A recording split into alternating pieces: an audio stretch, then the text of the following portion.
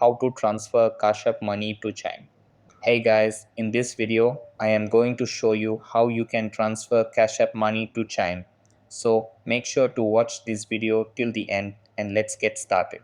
So the first thing that you want to do is open up the Cashapp on your mobile and make sure it is updated to the latest version available. After that, sign into your account and you will be redirected to this page. Over here, you have to tap on your profile icon, which is at the top right corner of your screen. Then you have to tap on linked bank accounts. Over here, you have to tap on link bank, then tap on continue.